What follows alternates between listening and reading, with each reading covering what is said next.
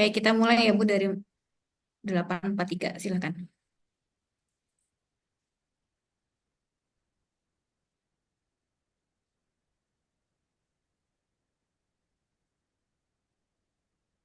Sudah terlihat Sudah slide. Ibu. Ya, Bismillahirrahmanirrahim. Assalamualaikum warahmatullahi wabarakatuh. Apa kabar mahasiswa sekalian? Harapannya hari ini dalam kondisi fit dan kondisi baik-baik saja. Hari ini kita akan belajar mengenai perkenalan cuaca dan iklim di Indonesia di mata kuliah meteorologi dan klimatologi. Oke, capaian pembelajaran yang ingin dicapai di akhir pembelajaran ini, yakni mahasiswa mampu mengidentifikasi dan menentukan pola sirkulasi atmosfer global, serta mampu menyatakan pendapat mengenai faktor yang mempengaruhi keadaan cuaca dan iklim di Indonesia. Seperti itu. Nah, pertama kita perhatikan dulu, ini adalah berita di tahun 2023, waktu itu BMKG itu menyatakan bahwa sepanjang tahun 2023 itu akan terjadi kekeringan karena ada satu fenomena yang namanya El Nino. Jadi, El Nino itu adalah fenomena yang menyebabkan kekeringan di Indonesia. Jadi, kalau misalnya sebentar ya. El Nino itu dia menyebabkan kekeringan. Sementara kalau sebaliknya ada yang namanya La Nina itu menyebabkan hujan ekstrim, bahkan dia bisa sampai banjir. Nah, katanya sih sampai tahun 2024, Januari 2024. Nah, ternyata pada bulan November itu beberapa wilayah termasuk mungkin saya ya. Saya itu waktu itu lokasinya sedang ada di Gorontalo dan itu hujannya sangat ekstrim berhari-hari dari bulan November sampai Desember di tahun 2023. Nah, pertanyaannya kenapa? Ada apa dengan prediksi cuaca di Indonesia? Apakah BMKG salah dalam memprediksi dan sebagainya? Nah, itulah yang akan kita pelajari hari ini. Oke, sebentar. Oke, jadi kita bicara meteorologi dan klimatologi, itu artinya kita bicara mengenai cuaca dan iklim, gitu ya. Jadi kalau meteorologi dan klimatologi itu dua-duanya sebenarnya adalah ilmu yang mempelajari mengenai atmosfer. Bedanya meteorologi itu cuaca, klimatologi itu iklim. Lah terus pengaruhnya di mana? Kalau cuaca itu durasinya jauh lebih singkat gitu. Jadi bisa harian, bisa mingguan, dan bahkan mungkin maksimal setahun seperti itu. Kalau klimatologi jauh lebih panjang gitu, bisa tahunan dan bahkan bisa sampai 1 abad seperti itu. Lalu ngaruhnya gimana? Gitu ya. Kalau misalnya kita menganalisis cuaca, itu artinya data yang kemarin atau data yang sebulan lalu lah maksimal seperti itu. Jadi karena kita untuk memprediksi besok akan hujan nggak nih, saya mau jemur pakaian seperti itu ya. Kalau misalnya kita bicara iklim itu jauh lebih panjang gitu. Misalnya kita dapat iklim di Indonesia itu ada muson barat, ada muson timur gitu. Jadi didapatkan satu pola bahwa dalam 30 tahun gitu ya, selama bulan ember gitu ya. Jadi dari mungkin Oktober, November, Desember itu akan hujan gitu. Nah, sebaliknya mungkin dari April sampai Oktober itu akan kering. Nah, itu iklim gitu. Karena kita melihat data historis yang jauh lebih panjang sampai 100 tahun bahwa memang polanya seperti itu di Indonesia. Jadi kalau misalnya ditanya gitu, Desember tahun 2027 akan hujan atau kering gitu ya. Cara gampangnya untuk menjawab adalah akan hujan gitu. Kenapa? 30 tahun kemarin kayak gitu kejadiannya gitu. Jadi mungkin gitu 2-3 tahun kemudian akan seperti itu juga gitu ya. Nah, jadi sebenarnya kedua ilmu ini sama-sama penting, hanya saja kajiannya jauh lebih spesifik baik cuaca maupun iklim seperti itu. Nah, proses-proses di atmosfer ini itu melibatkan banyak parameter seperti itu ya. Jadi ada suhu gitu. Nah, ini sebenarnya adalah besaran-besaran yang sudah pernah adik-adik sekalian pelajari waktu SMA mungkin ya. Suhu misalnya itu kan satuannya Celcius gitu. Lalu misalnya kecepatan angin meter per second, lalu ada curah hujan, ada tekanan, ada kelembaban gitu. Jadi mungkin ini sebenarnya adalah sesuatu yang familiar dengan kita dan di sini mungkin akan lebih dikuatkan konsepnya mengenai parameter-parameter ini. Seperti itu. Oke. Nah, kita mulai bicara mengenai sirkulasi atmosfer global. Jadi, sirkulasi atmosfer global itu ada 3. Pertama, ada sel Hadley, gitu ya. Lintangnya di wilayah 0 sampai wilayah 30 derajat, begitu. Lalu ada sel Ferrel, itu di lintang selanjutnya 30 sampai 60. Nah, lalu ada sel polar atau sel kutub gitu ya. Jadi ini di lintang 60 sampai lintang 90 gitu. Eh, apa yang menyebabkan terjadinya sirkulasi global? Di sini akan kita bahas sedikit ya. Kenapa sirkulasi global terjadi? Pertama, adanya ini saya namakan dalam bahasa Inggris ya, karena bahasa Indonesianya memang agak susah. Jadi perbedaan panas yang diterima oleh bumi. Jadi mungkin sebenarnya adik-adik bisa lihat di sini. Di sini kan adanya radiasi matahari seperti itu. Nah, radiasi matahari yang datang ke bumi kan ya kalau misalnya kita lihat seperti ini saja, berarti kan sebenarnya jarak ke ekuator atau jarak ke khatulistiwa itu jauh lebih dekat daripada jarak ke kutub gitu. Lalu pengaruhnya di mana? Pengaruhnya berarti temperatur di wilayah ekuator itu jauh lebih besar dibandingkan temperatur yang ada di kutub. Nah, lalu setelah misalnya temperatur itu jauh lebih besar di ekuator, maka akan terjadi evaporasi, penguapan di situ kan, sehingga sirkulasi udara itu menuju ke atas secara vertikal. Nah, akan ada satu lapisan di sini yang menghalangi. Jadi jangan dikira kemudian setelah adanya evaporasi lalu udara itu akan naik terus sampai keluar angkasa. Tidak seperti itu ya. Jadi akan ada satu lapisan di sini yang menghalangi seperti itu.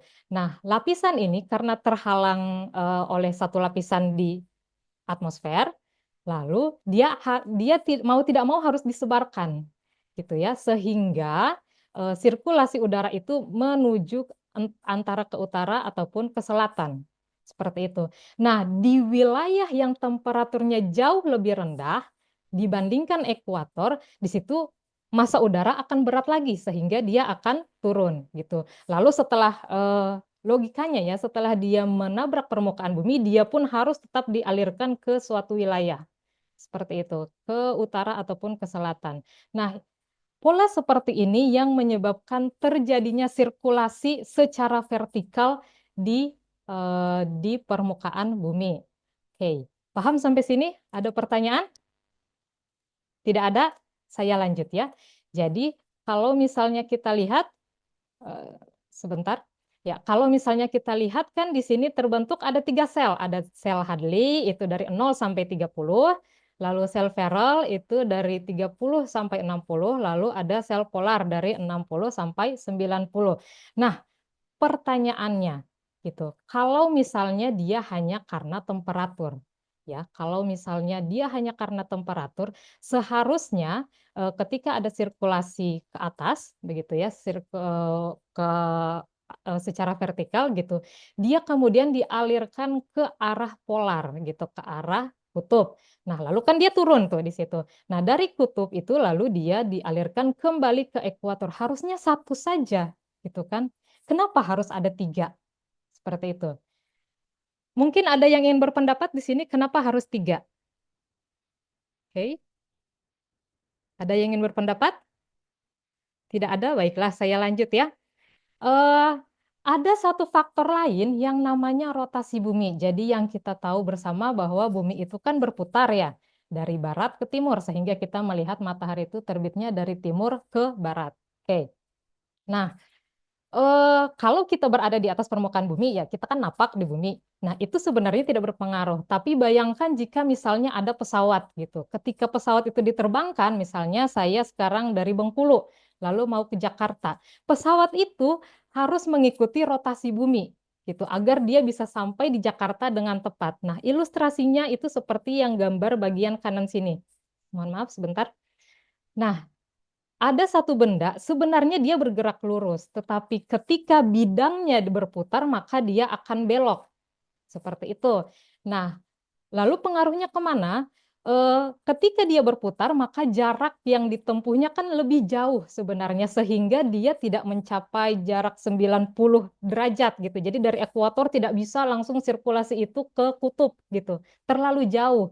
Dia berhenti di lintang 30, dia berhenti di lintang 30 untuk membentuk sirkulasi di situ. Sementara di wilayah kutub juga dia tetap terjadi sirkulasi, dan Ferrel ini itu adalah respon dari adanya sel Hadley dan juga sel polar. Seperti itu. Ada pertanyaan sampai sini? Paham ya mengenai perbedaan ketiga sirkulasi dan kenapa terjadinya ketiga sirkulasi. Oke. Nah, sekarang mungkin saya ingin bertanya dan mohon dijawab di kolom chat. Tadi kita punya 3 jenis sel apa saja gitu. Mungkin bisa dijawab? Barusan kita membahas mengenai ketiga sel ini. Oke, ada yang bisa menjawab? Oke, baiklah. Mungkin di sini sudah ada yang menjawab gitu ya. Jadi ada sel polar ya, bagus dari Pak Ajis. Ada sel polar, ada sel Ferrel dan juga sel Hadley. Ya, dan lokasinya Hadley itu dari ekuator sampai lintang 30, lalu Ferrel itu 30 sampai 60, dan juga sel polar itu dari 60 sampai 90. Oke. Nah, sekarang kita bicara wilayah tropis karena wilayah tropis itu adalah wilayah kita. Indonesia itu berada di tropis. Nah, untuk wilayah tropis itu pertama dia didefinisikan dari lintang 30 utara dan sampai lintang 30 selatan. Nah, wilayah ini memiliki temperaturnya setiap tahun itu sama gitu. Jadi temperaturnya itu bisa dibilang konsisten sepanjang tahun. Misalnya kalau mainannya mungkin 27 sampai 30 derajat Celcius sepanjang tahun. Akibatnya tekanannya rendah di wilayah tropis ini gitu, dan rata-rata anginnya bertiup dari arah timur seperti itu. Ada yang ingin ditanyakan dari konsep-konsep ini? Tidak ada? Oke, paham berarti semuanya ya. Nah, kondisi tersebut mengakibatkan banyaknya fenomena yang terjadi di wilayah tropis yang akan kita bahas satu persatu. Oke, secara singkat. Nah, ini kita kembali dulu nih ke pelajaran sewaktu SD. Jadi kita mungkin pernah belajar mengenai geografi. Indonesia itu diapit oleh 2 benua. Ada yang tahu benua apa saja? Itu mungkin bisa dijawab di kolom chat. Oke. Wah, Australia, Bu. Oh ya, benua Australia dan juga benua Asia. Oke, sorry. Siap. Lalu diapit oleh 2 samudera apa saja? Ada yang bisa jawab? Samudra Hindia. Oke, Samudra Hindia dan juga Samudra Pasifik. Nah, sekarang ada yang ingat nggak koordinat Indonesia? Ya, sekian lintang utara ya. Lupa, Bu. Oh, Lupa. lupa ya. Lupa ya. Ini untuk mengingatkan kembali ya. Ini untuk adik-adik mahasiswa, koordinat Indonesia itu adalah 6 lintang utara sampai 11 lintang selatan, 95 bujur timur, dan 141 bujur timur. Gitu. Nah, pertanyaannya terakhir nih, pertanyaan dapat bonus kalau ada yang tahu. Berapa jumlah pulau di Indonesia? Ada yang ingat?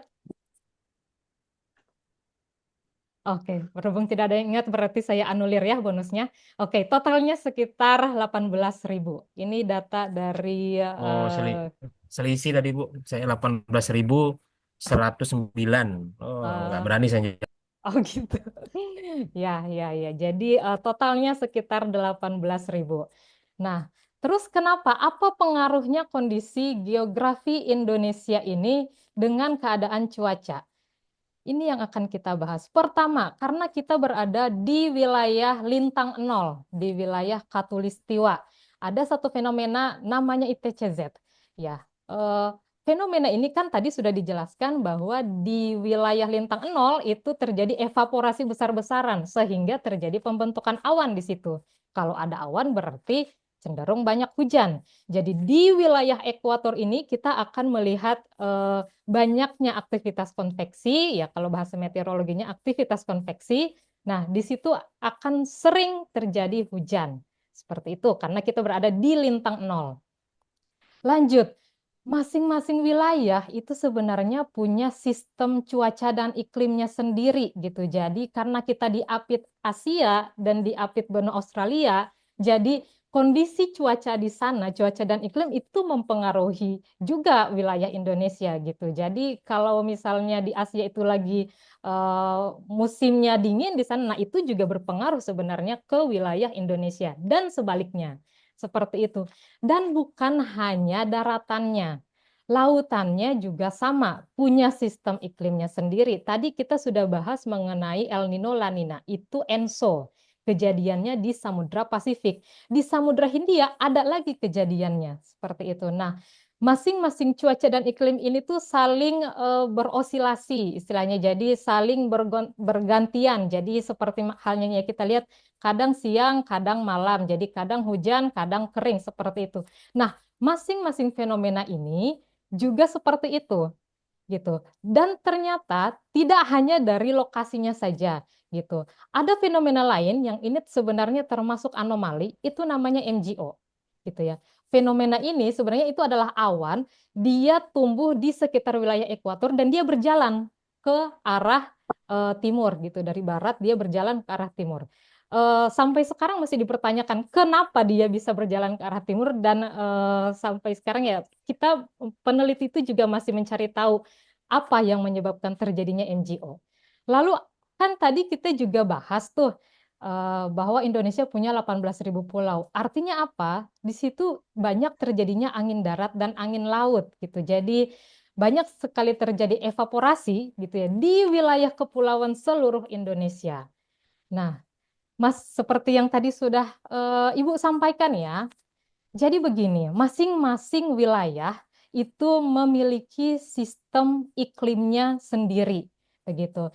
Nah, misalnya di Samudra Pasifik itu sedang terjadi El Nino. Itu kan harusnya di Indonesia itu kering gitu. Tapi terjadinya saat musim hujan, saat ada Asian monsoon sekitar bulan Desember gitu.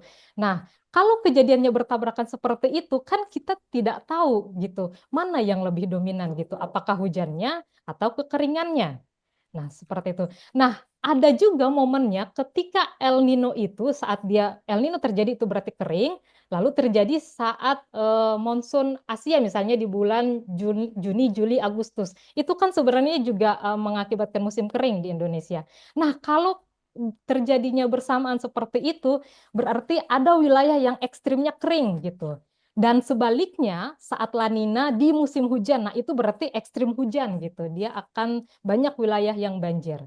Nah, jadi sebenarnya yang dilakukan BMKG itu adalah menganalisis semua fenomena-fenomena ini sehingga kadang kita tidak tahu mana yang dominan gitu ya. Jadi ketika ada fenomena El Nino terjadi di bulan Desember misalnya, ya kita kebingungan gitu sebenarnya mana yang dominan gitu. Jadi mungkin sebagian wilayah itu akan hujan dan sebagian wilayah itu akan kering gitu.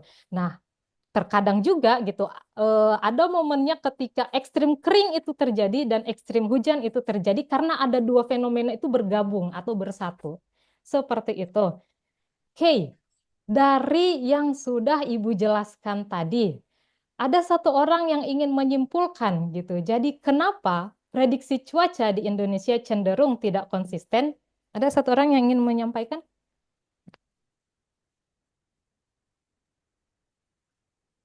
Izin Bu, Ya, silakan Anissa.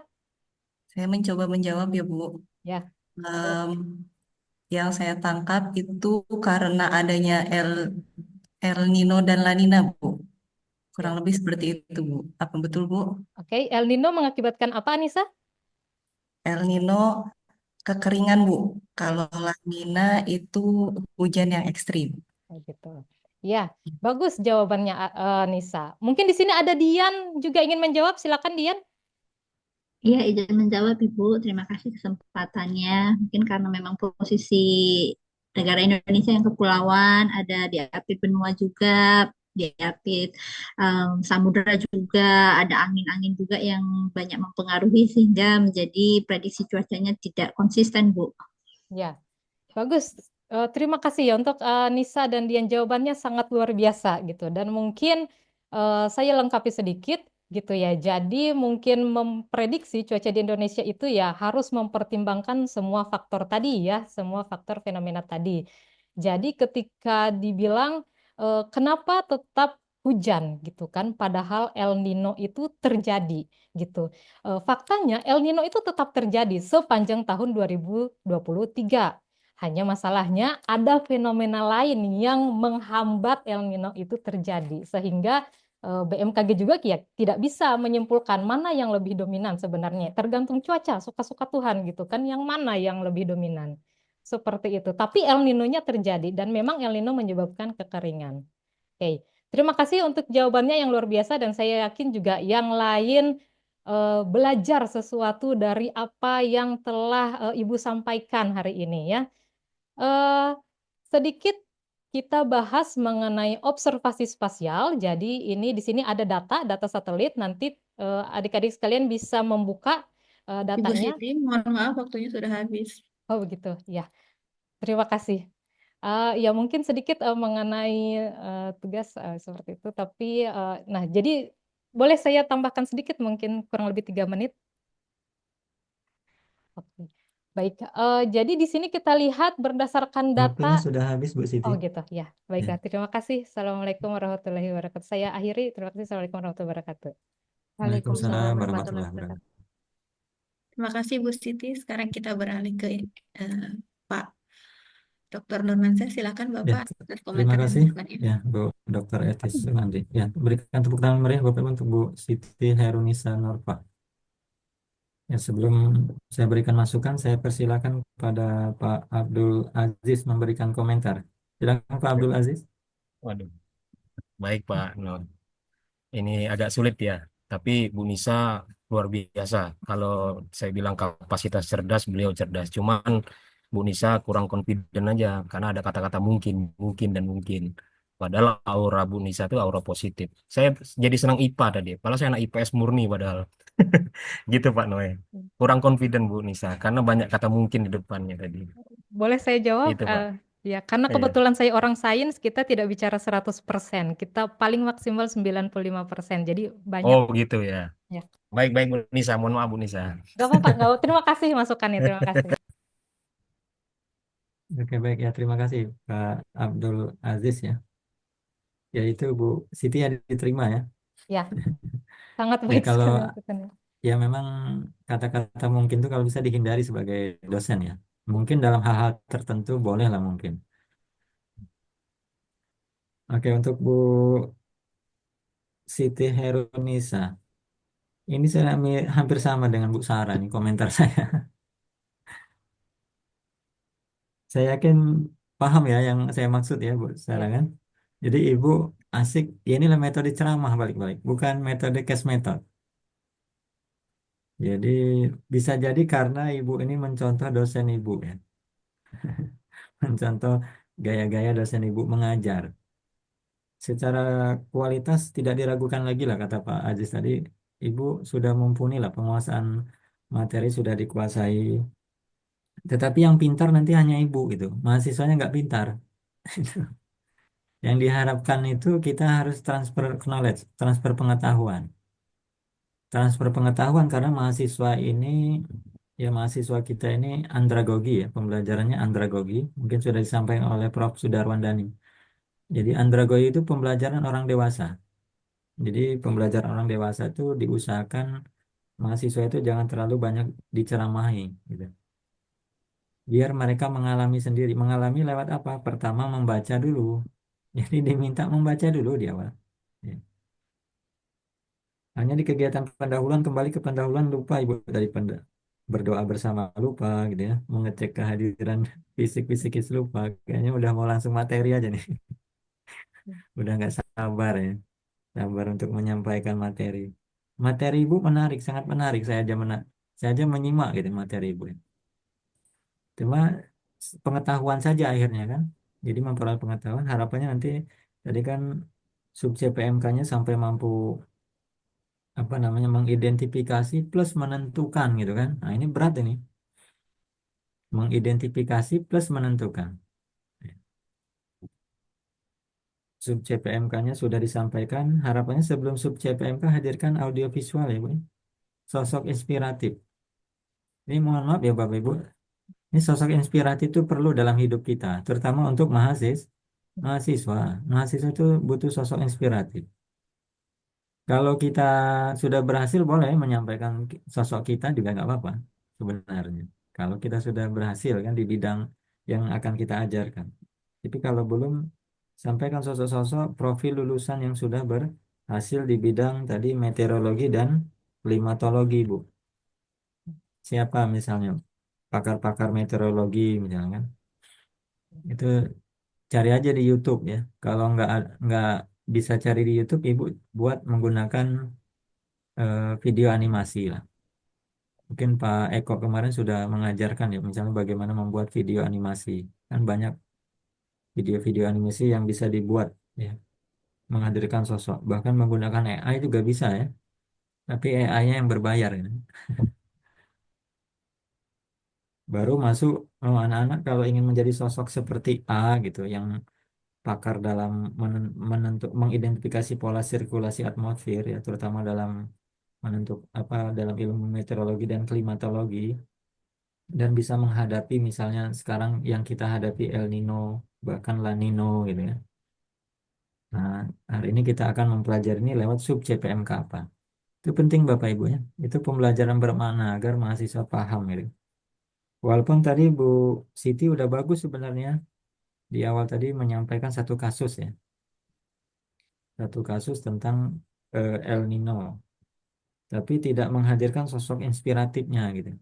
Jadi kalau bisa sampai ke menghadirkan sosok profil lulusannya, siapa yang bisa bisa menentukan El Nino itu siapa tokohnya gitu.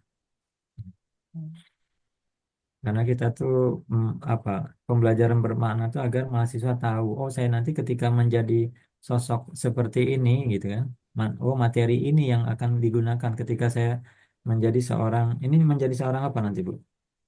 Yang bekerja di BMKG ya? Ya, di BMKG. BMKG itu apa namanya? Peneliti ya? Apa Peneliti, namanya? ya peneliti, pengamat cuaca apa gimana? Observasi cuaca seperti itu. Peneliti, ya Bukan, peneliti. ya, peneliti di bidang cuaca ya. Ya, Ya itu sampaikan itu. Kemudian ya diminta untuk membaca di awal Bapak Ibu. Jadi kita harus sabar. Ini harus sabar, suruh membaca dulu. Baca buku gitu kan. Bukunya nggak apa-apa. Satu buku bahasa Inggris, satu buku bahasa Indonesia, satu jurnal lah. Tiga itulah minimal. Terkait dengan bagaimana nanti mengidentifikasi pola sirkulasi atmosfer. Sudah itu baru tanya jawab. Jadi berikan kesempatan kepada mahasiswa itu sebagai manusia yang dewasa, Bapak Ibu ya, yang mereka juga ingin mengembangkan diri. Kalau bisa sebenarnya pengembangan dirinya di luar dari jangkauan kita. Wah, luar biasa ya, anak-anak ini kok di luar prediksi saya.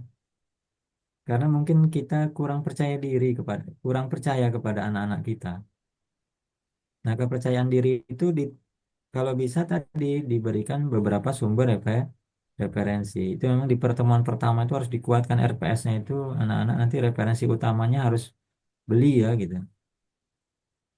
Referensi utama harus beli, kalau jurnal harus dibaca gitu. Itu ditekankan. Kalau bisa di awal itu ketika mengecek kehadiran, bagaimana Anissa bukunya, misal mengecek Anissa hadir, hadir, mana bukunya, tunjukkan. Kalau nggak ada, mohon maaf ya, Ibu anggap tidak hadir. Kalau saya seperti itu Bapak Ibu.